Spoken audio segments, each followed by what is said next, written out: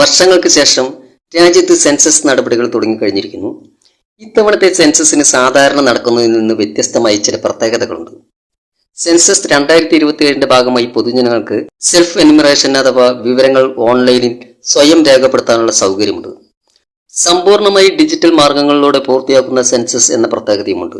കൂടാതെ ഇതിനോടൊപ്പം ജാതി സെൻസസ് കൂടി ഉൾപ്പെടുത്തുമെന്ന പ്രത്യേകതയുമുണ്ട്.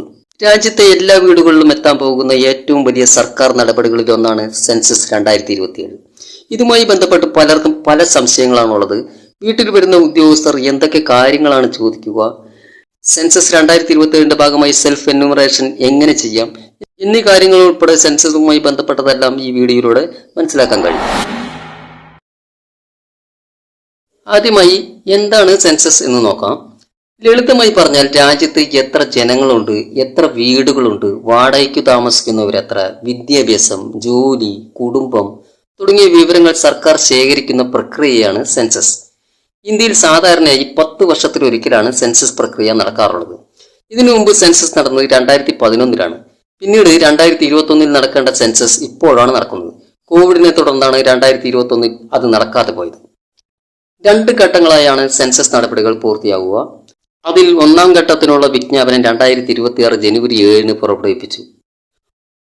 ഉദ്യോഗസ്ഥർ വീട്ടിൽ വരുമ്പോൾ എന്തൊക്കെ കാര്യങ്ങളാണ് ചോദിക്കുക? വീട്ടുടമയുടെ പേര്, കുടുംബാംഗങ്ങളുടെ എണ്ണം, വയസ്സ്, വിദ്യാഭ്യാസം, ജോലി, വിവാഹസ്ഥിതി, മൊബൈൽ നമ്പർ, വീടിന്റെ അവസ്ഥ, വെള്ളം, ടോയ്ലറ്റ് സൗകര്യം, LPG ഉണ്ടോ, ഇന്റർനെറ്റ് സൗകര്യമുണ്ടോ തുടങ്ങിയ ചോദ്യങ്ങളൊക്കെയാണ് പൊതുവെ ചോദിക്കാൻ സാധ്യത. ഇതൊക്കെ ചോദിച്ചിട്ട് സർക്കാരിന് എന്ത് കാര്യം എന്ന് ചിന്തിക്കുന്നവരും ഉണ്ടാകാം. സെൻസസ് അടിസ്ഥാനമാക്കിയാണ് പല സർക്കാർ പദ്ധതികളും രൂപപ്പെടുന്നത്. ഉദാഹരണത്തിന്, എവിടെയാണ് കൂടുതൽ പേർ താമസിക്കുന്നത്, എവിടെയാണ് പുതിയ റോഡുകൾ വേണ്ടത്, എവിടെയാണ് സ്കൂളുകളുടെ കുറവുള്ളത്, എവിടെയാണ് പുതിയ ആശുപത്രികൾ പണിയേണ്ടത്, റേഷൻ സംവിധാനങ്ങൾ, പാവങ്ങളുടെ കണക്ക്, വീടില്ലാത്തവരുടെ വിവരങ്ങൾ, ഇതെല്ലാം സർക്കാർ മനസ്സിലാക്കുന്നത് സെൻസസ് വഴിയാണ്. ഒരു സിമ്പിൾ ഉദാഹരണം പറയാം. ലോകത്തിലെ ഏറ്റവും വലിയ ആരോഗ്യ ഇൻഷുറൻസ് പദ്ധതിയായ ആയുഷ്മാൻ ഭാരത്. ഈ പദ്ധതിയുടെ ഭാഗമായി അർഹതപ്പെട്ടവർക്കെല്ലാം പ്രധാനമന്ത്രി ഒരു കത്തയച്ചിരുന്നു. ഓർമ്മയുണ്ടോ? 2011 സെൻസസിന്റെ അടിസ്ഥാനത്തിൽ ദാരിദ്ര്യരേഖയ്ക്ക് താഴെയുള്ളവരെയാണ് അന്ന് അതിലേക്ക് തിരഞ്ഞെടുത്തത്. ആ പദ്ധതിയിലേക്കുള്ള യോഗ്യത അതായിരുന്നു. ഈ സെൻസസ് പൂർത്തിയാകുന്നതോടുകൂടി അത് അടിസ്ഥാനമാക്കിയായിരിക്കും ഇത്തരത്തിലുള്ള കാര്യങ്ങൾക്ക് പരിഗണിക്കുക. സെൻസസിന്റെ പ്രാധാന്യം അത്രയ്ക്കുണ്ട്. ഡിജിറ്റൽ പ്ലാറ്റ്ഫോമുകൾ ഉപയോഗിച്ച് നടത്തുന്ന ആദ്യത്തെ സെൻസസ് ആണ് സെൻസസ് 2027. വിവിധ നടപടിക്രമങ്ങൾക്കായി 4 ഡിജിറ്റൽ പ്ലാറ്റ്ഫോമുകളാണ് ആരംഭിച്ചിട്ടുള്ളത്.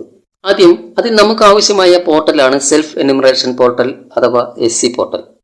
ഈ പോർട്ടൽ വഴിയാണ് നാം ഫീൽഡ് ഉദ്യോഗസ്ഥർ വീട്ടിലെത്തുന്നതിന് മുമ്പേ അവരവരുടെ വീട്ടിലെ അംഗങ്ങളുടെ വിവരങ്ങളും കുടുംബവുമായി ബന്ധപ്പെട്ട മറ്റു വിവരങ്ങളും സ്വയം രേഖപ്പെടുത്തേണ്ടത്.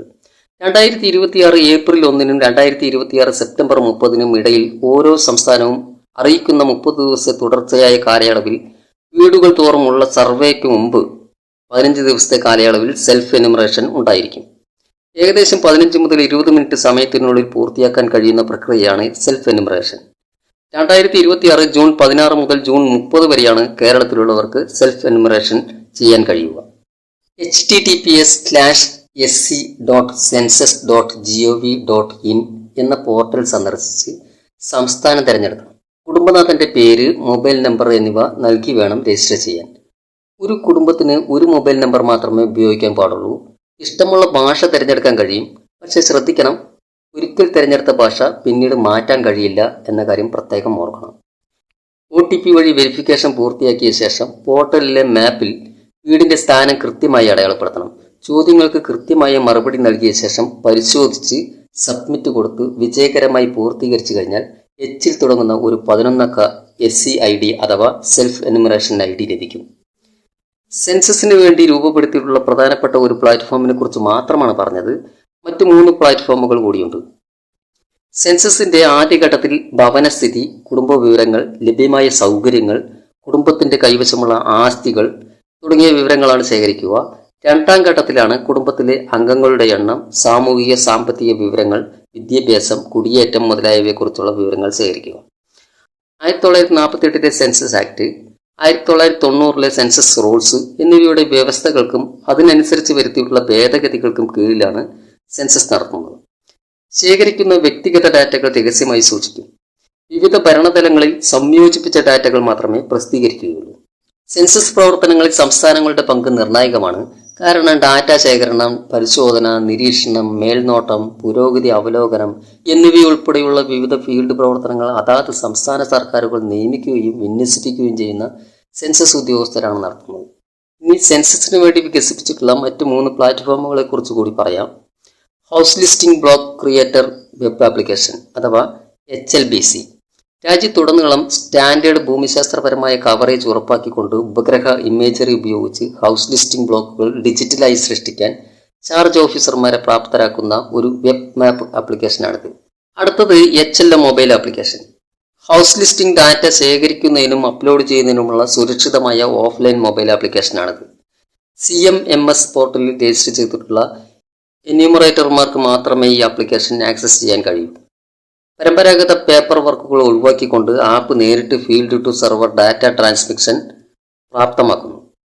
രജിസ്റ്റർ ചെയ്ത മൊബൈൽ നമ്പറുകൾ ഉപയോഗിച്ച് മാത്രമേ ഇത് പ്രവർത്തിപ്പിക്കാൻ കഴിയൂ. 16 പ്രാദേശിക ഭാഷകളിൽ ഇത് പ്രവർത്തിപ്പിക്കാൻ കഴിയും. അടുത്തത് census management and monitoring system അഥവാ CMMS പോർട്ടൽ. ഭരണതലങ്ങളിലുടനീളം സെൻസസുമായി ബന്ധപ്പെട്ട എല്ലാ പ്രവർത്തനങ്ങളും ആസൂത്രണം ചെയ്യാനും കൈകാര്യം ചെയ്യാനും നടപ്പിലാക്കാനും നിരീക്ഷിക്കാനും രൂപകൽപ്പന ചെയ്തിട്ടുള്ള ഒരു കേന്ദ്രീകൃത വെബ് അധിഷ്ഠിത ഡിജിറ്റൽ പ്ലാറ്റ്ഫോം. ഉപജില്ല, ജില്ലാ, സംസ്ഥാന തലങ്ങളിലെ ഉദ്യോഗസ്ഥർക്ക് ഒരു സംയോജിത ഡാഷ്ബോർഡ് വഴി സെൻസസ് പുരോഗതി, ഫീൽഡിലെ പ്രകടനം, പ്രവർത്തന സന്നദ്ധത എന്നിവ തത്സമയം ട്രാക്ക് ചെയ്യാൻ കഴിയും. സെൻസസിന്റെ 2ാം ഘട്ടം ജനസംഖ്യാ കണക്കെടുപ്പ് ഇന്ത്യയിലുടനീളം 2027 ഫെബ്രുവരിയിലാണ് നടക്കുക. 2ാം ഘട്ടത്തിലാണ് ജാതി സംബന്ധമായ ചോദ്യങ്ങൾ ഉൾപ്പെടുത്തുക. സെൽഫ് എന്യൂമറേഷൻ ചെയ്യുന്നതിലൂടെ കാര്യങ്ങൾ എളുപ്പത്തിലാക്കാൻ കഴിയും. ഫീൽഡ് ഉദ്യോഗസ്ഥനെ ആ കാര്യങ്ങൾ ഒത്തുനോക്കാൻ കഴിയും. ഈ അടുത്ത കാലത്താണ് സെൻസസിനെ കുറിച്ചും മണ്ഡല പുനർനിർണയത്തെക്കുറിച്ചും വനിതാ സംവരണ ബില്ലിനെ കുറിച്ചുമെല്ലാം വലിയ ചർച്ചകൾ നടന്നത്. അതെന്തിനായിരുന്നെന്ന് ഇപ്പോൾ പലർക്കും മനസ്സിലായി കാണും. യഥാർത്ഥത്തിൽ സെൻസസിന് ശേഷമാണ് മണ്ഡല പുനർനിർണയം നടക്കേണ്ടത്. ജനസംഖ്യാടിസ്ഥാനത്തിലായിരിക്കും അത് നടക്കുക. പക്ഷേ സെൻസസ് എന്നത് വളരെ സങ്കീർണമായ ഒരു നടപടിയായതിനാൽ അത് പൂർത്തിയാക്കാൻ വർഷങ്ങളെടുക്കും. അത് മറികടക്കാൻ വേണ്ടി 2011 സെൻസസ് പ്രകാരം മണ്ഡല പുനർനിർണയം നടത്തി അടുത്ത തെരഞ്ഞെടുപ്പിന് മുമ്പ് വനിതാ സംവരണം നടപ്പിലാക്കാനായിരുന്നു സർക്കാരിന്റെ പദ്ധതി.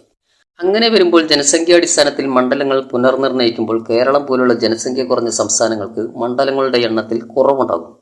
അത് നികത്താനായി 50% സീറ്റുകൾ വർദ്ധിപ്പിക്കാമെന്ന് പറഞ്ഞെങ്കിലും ഒന്നും നടന്നില്ല. ഇനിയാണ് യഥാർത്ഥ സെൻസസ് വരുന്നത്.